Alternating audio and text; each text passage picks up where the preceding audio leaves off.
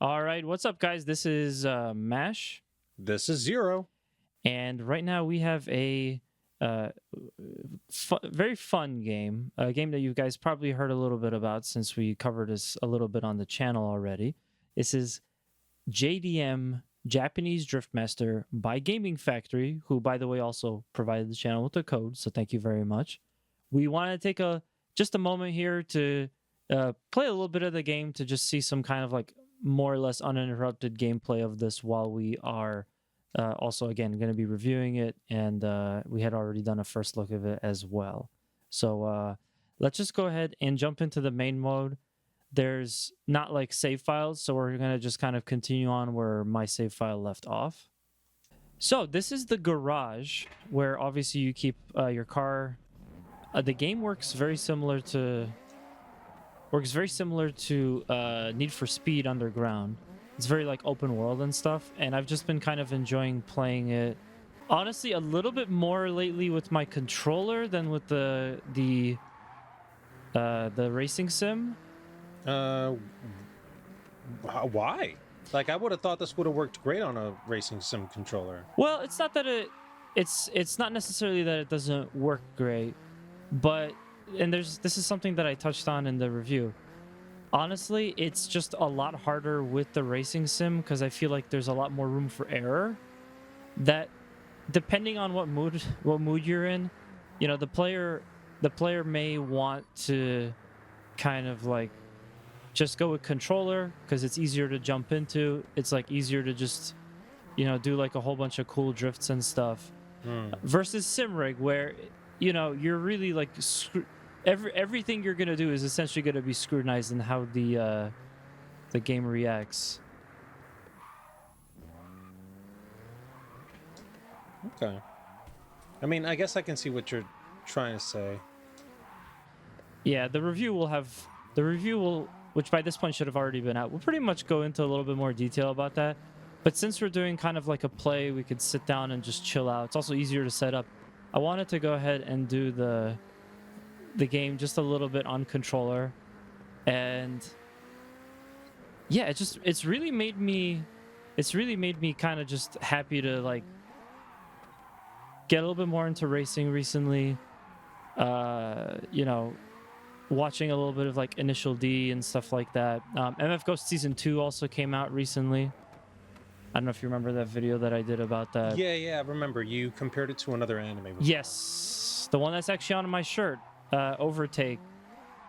I definitely liked one of those anime series a lot more, but you know, playing this just kind of makes me feel like I have Ooh, there we go. That's the first crash of the video. It makes me feel like I have an Initial D sandbox to play with. And that's why sometimes just going in controller is a little bit more fun. You don't got to worry too much about getting it right.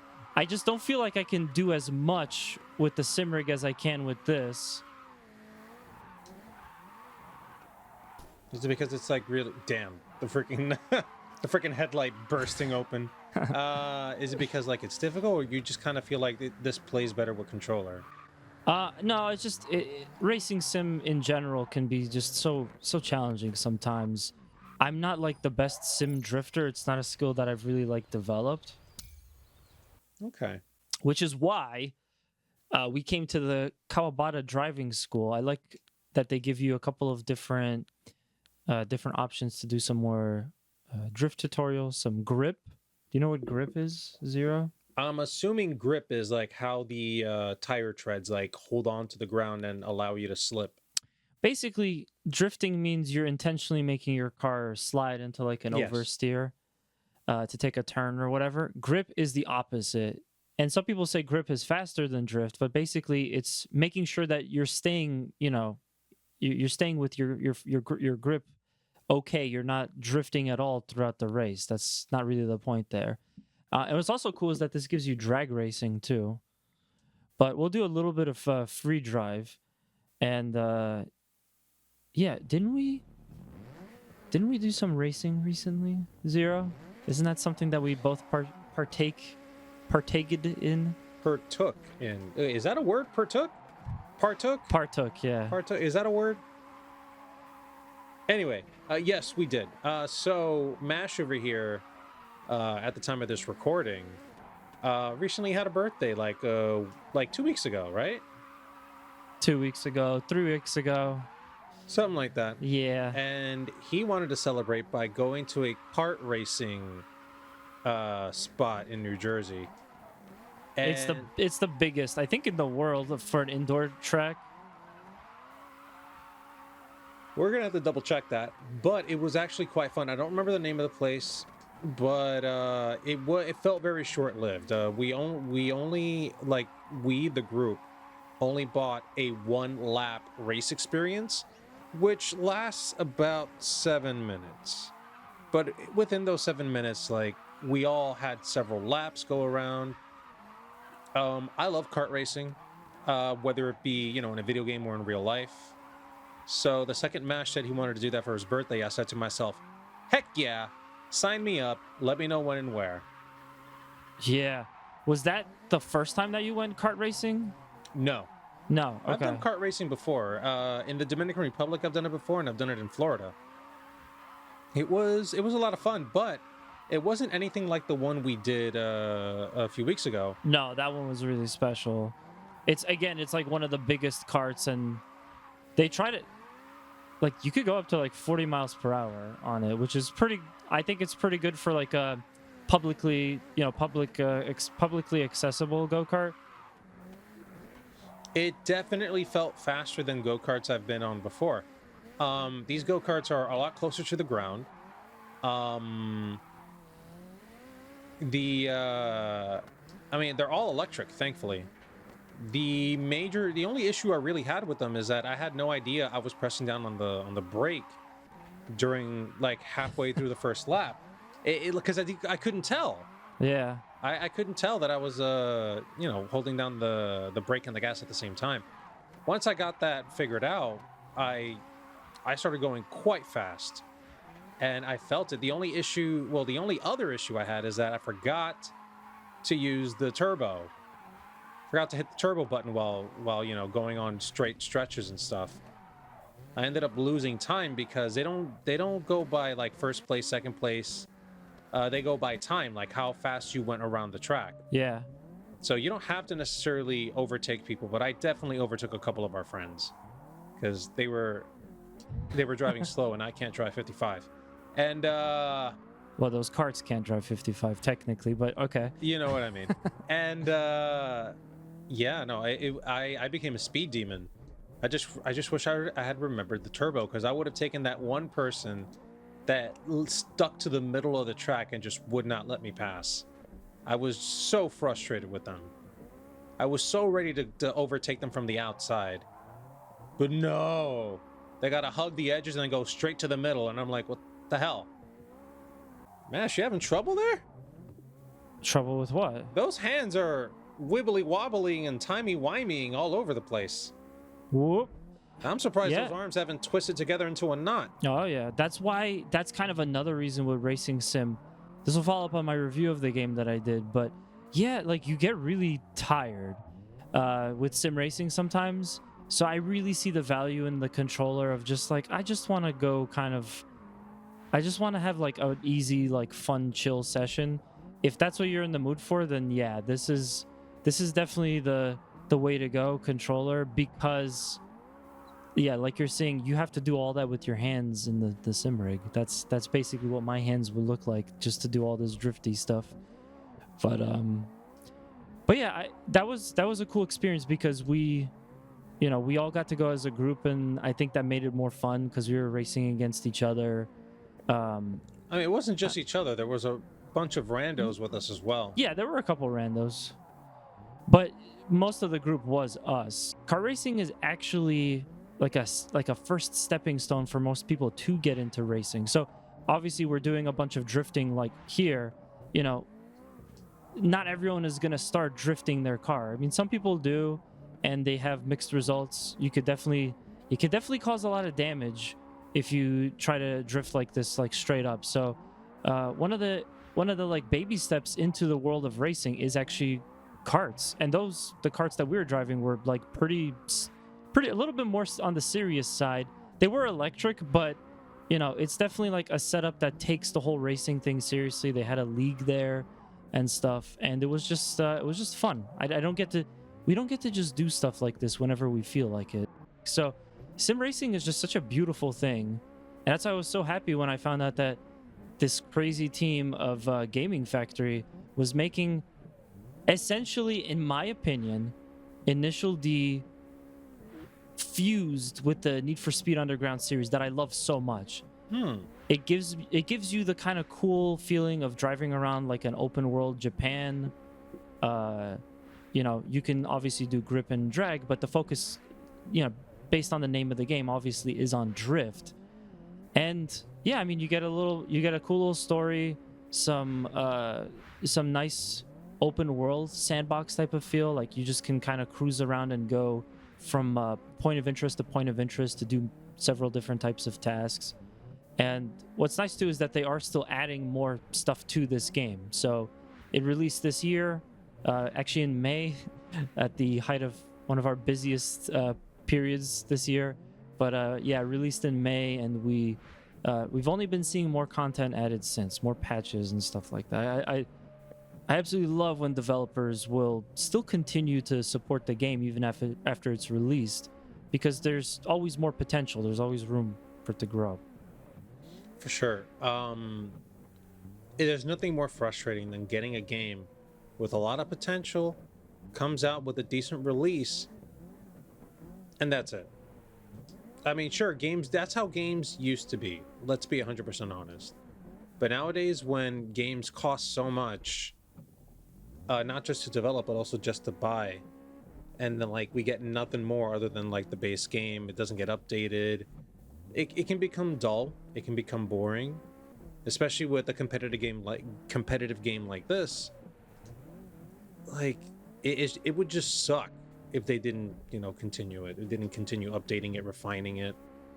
Hell, fighting games, let's not forget, even back in the 90s, they needed to continually update it and rebalance it, add new characters.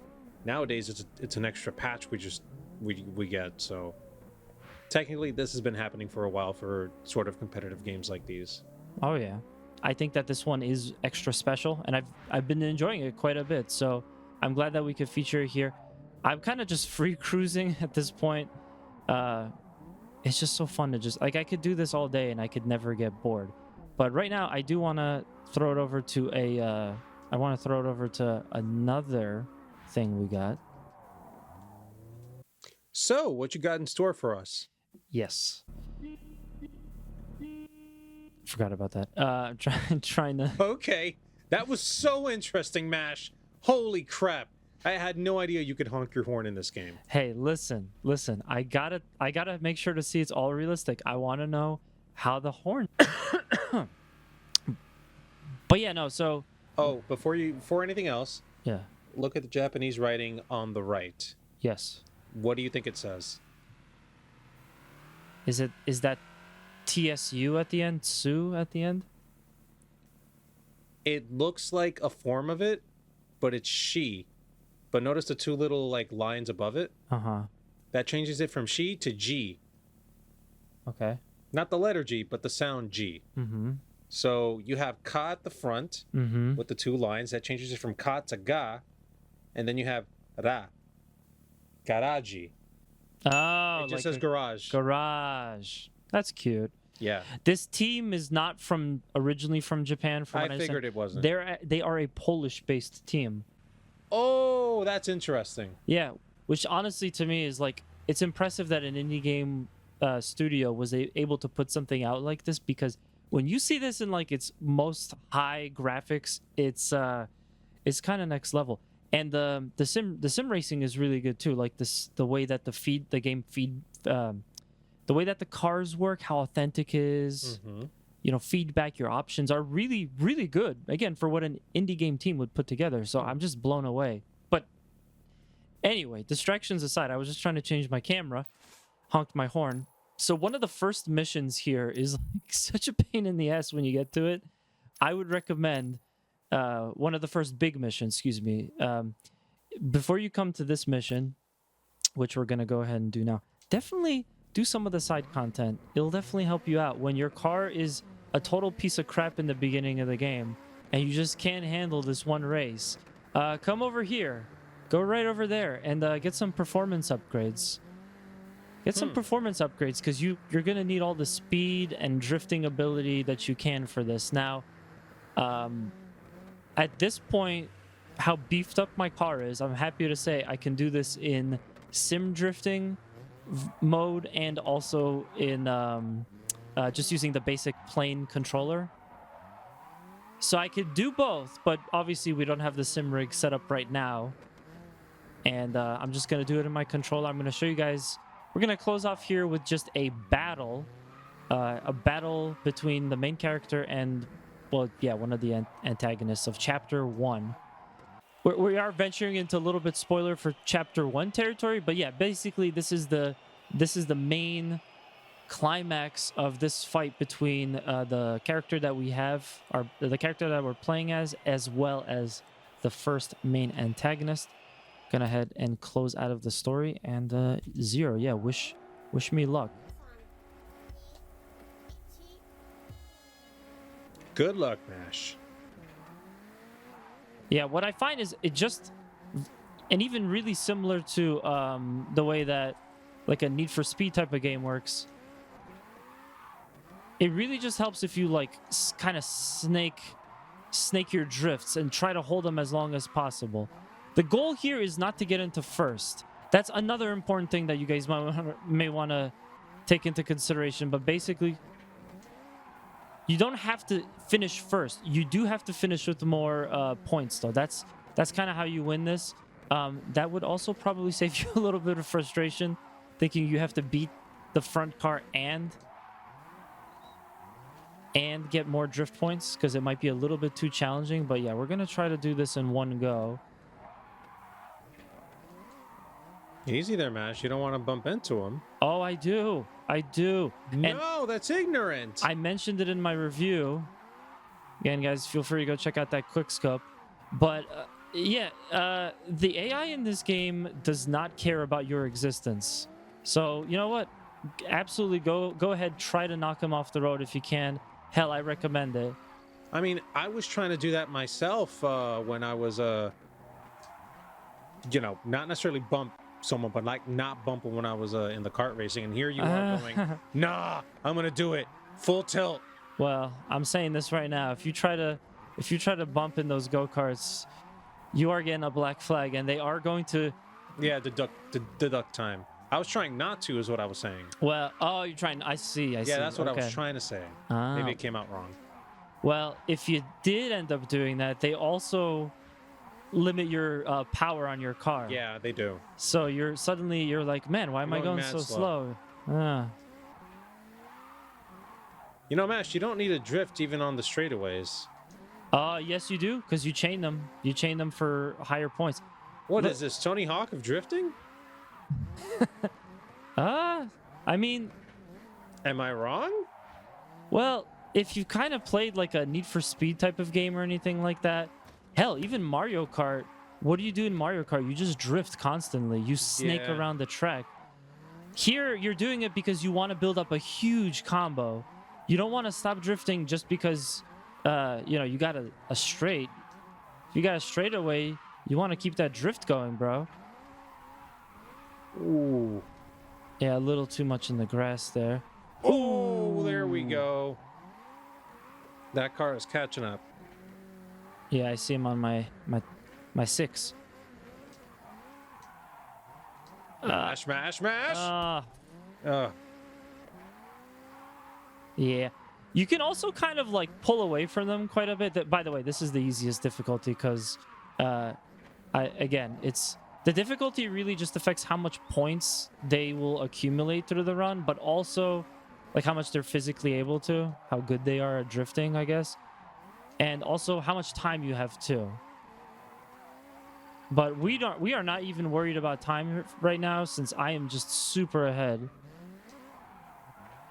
You got a decent lead. Another couple of spin outs or crashes, and I think they'll catch up. That sounds so you like got to focus, Mash. That sounds like you're kind of hoping for something there. I mean, look, I'm all for the chaos. But I'm also trying to root for you, so I'm telling you not to goof it up. That's right, Mash. Oh, you should have taken that route. Something tells me no. But yeah, it's been really a lot of fun to play something like this. I'd say that if I'm gonna compare this on the just kind of the little bit more arcadey side of, again, doing all these crazy drifts and landing massive infinite drift combos, I'd say if I'm gonna compare it to Need for Speed or like other games like that where you do a lot of drifting like this, this is more fun. It's still it still ends up being arcadey a little bit with the drifting, but at the same time, it's fun. It still maintains a little bit of realism too. You know, the way that you drift in some of those Need for Speed games, it just doesn't. It's missing an aspect to it that makes it a little bit less authentic.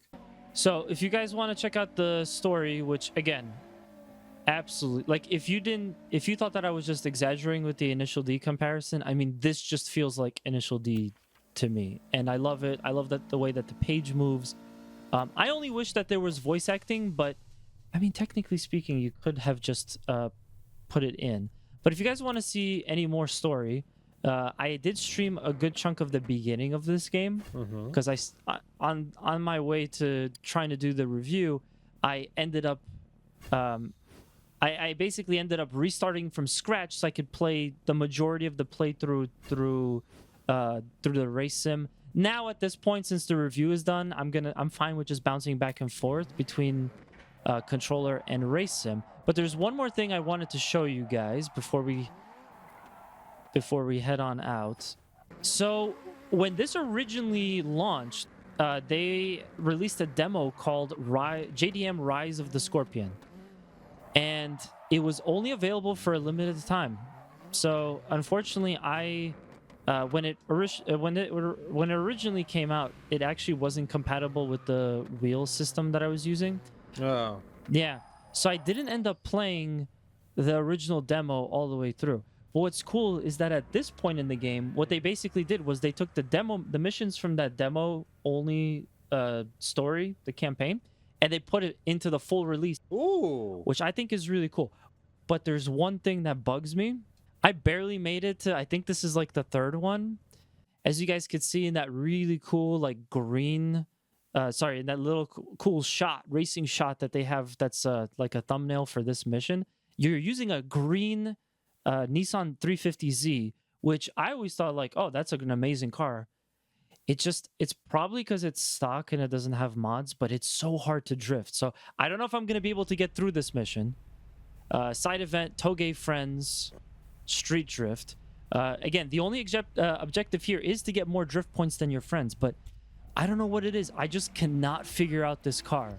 It handles so slow by comparison, and I just don't really get like any good drifting going. I'm going to change up my approach a little bit and think maybe the issue is that I need to put in a bit more speed than I was trying before. But yeah, this car to me just loses way too much speed. And then I have to do these little baby drifts, and you don't get as much points for those. So we'll kind of see what we do here. It's a lot of smoke. Yeah, a lot of tire smoke. You're right. They also, I believe after the game came out, they patched in rain too, which is nice. Not only does it look good and create kind of like a more dynamic world, it also affects the drifting too. Much like a race sim should. With the weather effects, if it's raining or something, your car handles a lot different, and there's no smoke too. Mash. No. I know. This car just... I'm sorry, guys. This car just absolutely hates me. And even if I kind of try to cheese it, like, oh, I'm a really smart game. Would you say that I'm a really smart gamer, Zero? Would you posit that I may be, a high IQ gamer? And I might realize things sometimes. Mash, we've been doing this channel for almost 10 years. I'm telling you right now, I don't know.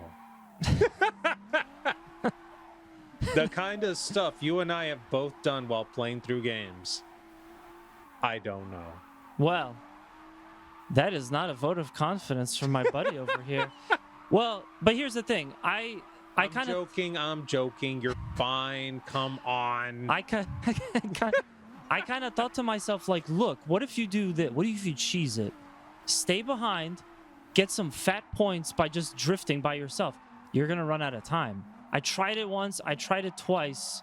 By the third time, I was ready to pull my goddamn hair out. So I definitely still have a lot of work to do on this Rise of the Scorpion, on these Rise of the Scorpion missions that they put into the game. Because, again, for some reason, this car just does not want to, doesn't want to drift the way that I need it to.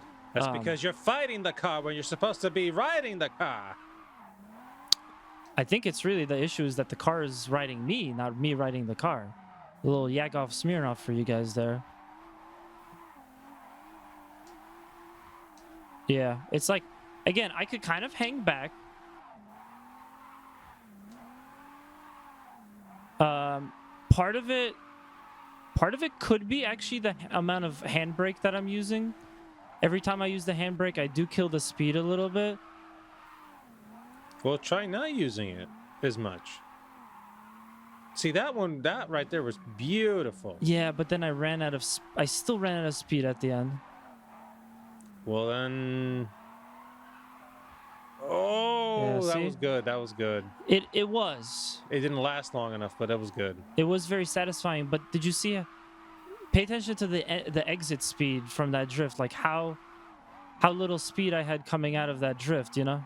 I think it's probably you're doing it too much. Like the little mini drifts. Oh, no. The little mini drifts are probably what are really screwing you over. Okay. So like try to keep it straight on the straightaways. That way you have enough speed when you get to the actual turns. Well, but here's the thing though. And again, we're trying to be the high IQ gamers here and figure this out as a team. If I don't do the little baby drifts on this the straightaways, I'm gonna lose my combo. See that meter at the top? There's a circle next to it, and it's building up a multiplier. That multiplier is affected by how long you chain together your drifts and stuff. So it doesn't really matter that like you get like a sick drift, across a turn or two. What really matters, I think, most for this is trying to chain it. You know, like a fighting game. But yeah, I didn't get as many points as I wanted to. I didn't get as many points. Over 20,000 deficit here. I need a little bit more on that. Like I said, I definitely have a lot of work to do with the Rise of the Scorpion missions. I also have a lot of work to do with just sim drifting in this in general. The way that you guys saw me like effortlessly chaining drifts this whole episode, no matter where I was, at least with my regular car, the one that I actually own, outside of this Rise of the Scorpion one. It's so effortless, but that's because I'm using a controller. I would love to get to the point where I could do stuff like that on the sim rig. I just feel like that, as fun as it is to just jump into the game and do this crazy stuff on your controller, very like low effort on my part, I would love to be able to do that with the sim rig.